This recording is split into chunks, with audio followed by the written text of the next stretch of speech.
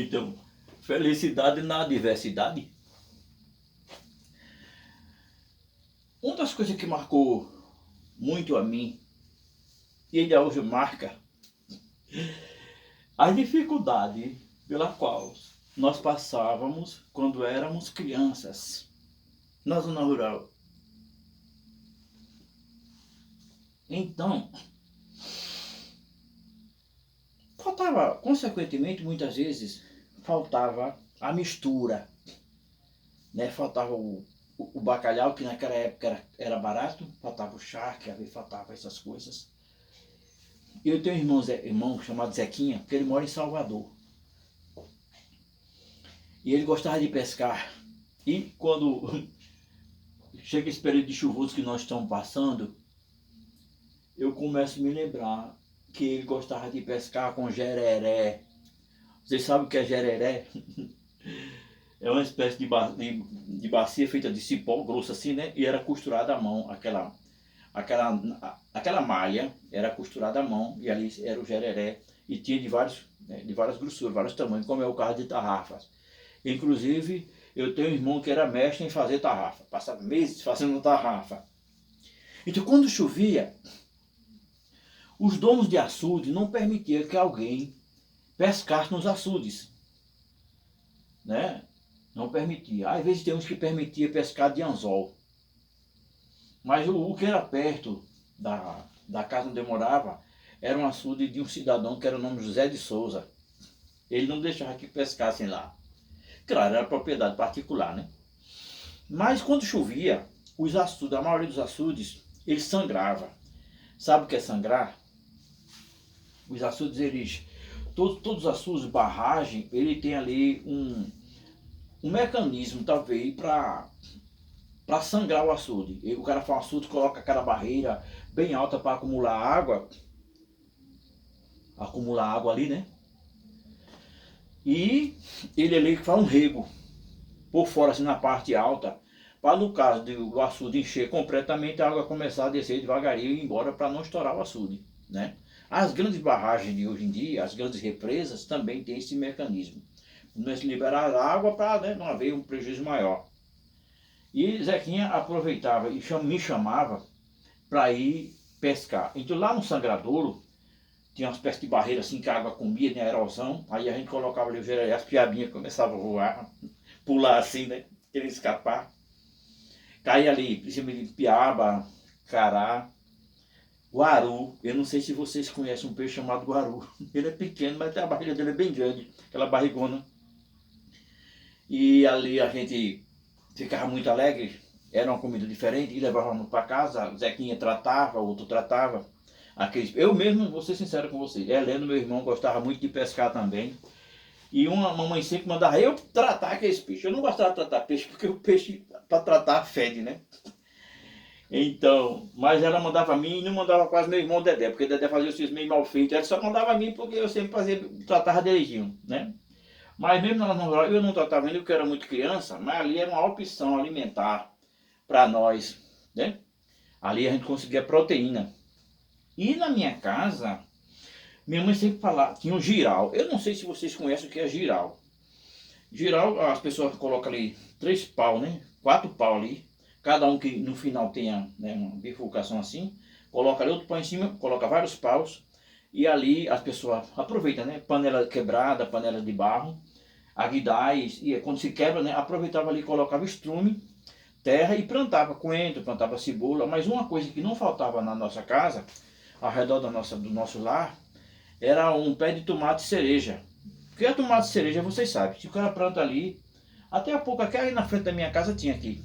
Se plantar ali, ela vai ficar uma torcerona bem grande. A gente não conhecia desses tomates grandes que hoje tem na cidade. Aí para mim pegava aquelas tomates cereja, o coentro, a cebola, né?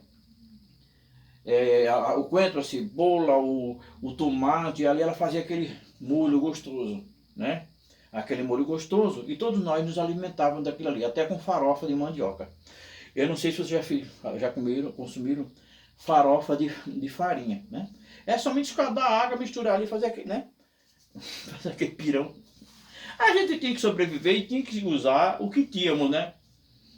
Mas uma coisa que eu tive de sobra, e eu agradeço muito a Deus, é pelos pais que eu tive, né? Porque eu, menino assim, minha mãe sentava assim num tamborete, sabe o que é tamborete? Ontem eu estava arrumando uma Tereza ali, que a gente está se mudando dessa casa, aí eu estava ajeitando um tamborete daí para outro lugar. Mas a gente sentava ali e ela fazia aqueles bolos de mão. Você sabe o que é bolo de mão? É feito com feijão, né? Porque, consequentemente, quando eu morava na zona rural, também tínhamos fartura de feijão. Que meu pai plantava o feijão, depois que colhia ali no saco, botava para secar no sol. Forrava uma lona ali no terreiro da casa, que essa lona inclusive servia para quando ele ia andar, trazia farinha para Vitória, trazia no lombo do cavalo.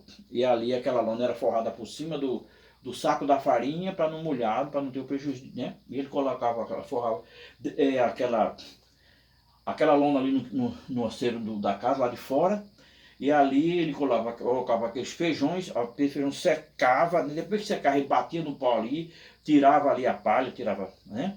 E colocava num tonel que ele tinha em casa, onde guardava esses cereais. E ali a gente tinha, para muito tempo, a gente tinha o feijão em casa, né? Principalmente feijão de corda, né? Aquele feijão preto de corda, que ele é feito umas barrezinhas, né?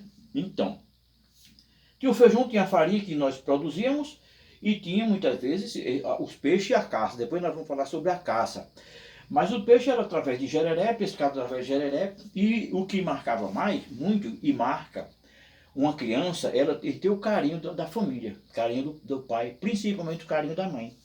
E ela ali fazia aquele feijão, né, com muita farinha, e ela colocava para ela, naquele molho de peixe, colocava um pouquinho de pimenta. Minha mãe sempre gostou de consumir pimenta. Eu como também, consumo quando eu compro algum guisado, né? Guisado de galinha, guisado de porco, aí carne, aí a gente coloca um pouquinho de pimenta ali. A comida fica mais, né, gostosa. Então uma parte do molho ela não colocava pimenta, que é a parte que servia para nós crianças, que ficávamos ao lado dela, no chão assim, na lona, e ela ia fazendo aqueles bolos que chama-se também capitão.